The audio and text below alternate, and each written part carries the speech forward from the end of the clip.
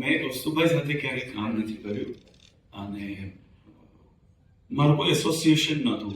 Personally અમે એકબીજાને જાણતા હું તો બહુ જ જુનિયર. અને એક કિસ્સો મારે શેર કરવા જેવો લાગે છે મને કે એક અમારું નાટક હતું અને એમણે આવીને કહ્યું કે બસ આ નહીં ચાલે નાટક. એ થોડુંક અનુભવી.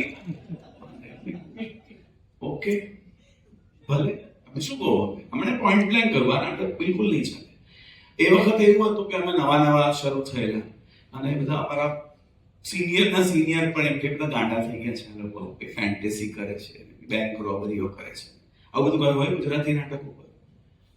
અમારો પ્રયાસ ફક્ત એટલો હતો કે ભાઈ we wanted to get out of that whole mould of કે ભાઈ એક પરિવાર હોય ને ઘર હોય એનાથી બિયોન્ડ કંઈક વિચારીએ તો એ પર્ટિક્યુલર નાટક સરકારી નતા એમાં. તો એમણે કહ્યું આ નહીં જ ચાલે. પછી એક દિવસ ઉપેન્દ્રભાઈ જોવા આવે. ઉપેન્દ્રભાઈ જોઈને આ કૌસ્તુભાઈના વર્ડ્સ, કૌસ્તુભાઈ આવીને કહું કે યાર સાવ ખોટો પડ્યો અને હજુ કંઈ 15 શો થયા હતા. મેં કહું એટલે સમજો નહીં. તો કે ના, ઉપેન્દ્રભાઈ એમ કહું કે કૌસ્તુ તારી ભૂલ થાય છે, આ નાટક ખૂબ ચાલશે. So I take back my words. That humility for a man who was so much senior to us and આટલા બધા અનુભવી.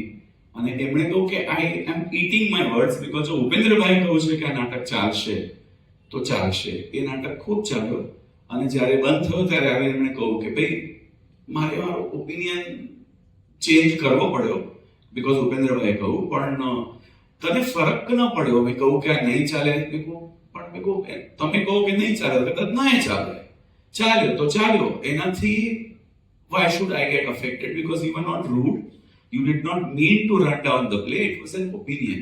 એટલે આવો સ્ટ્રેટ ઓપિનિયન આપવો અને પછી ઓપિનિયન એમને લાગે કે બરોબર નથી તો એ એક્સેપ્ટ કરવાની તાકાત આટલા સિનિયર હોવા છતાં એ જે હ્યુમિલિટી હતી એમની એને ખૂબ રિસ્પેક્ટ. અને I remember Kaustubhai for that and I've always had an association on an impersonal level.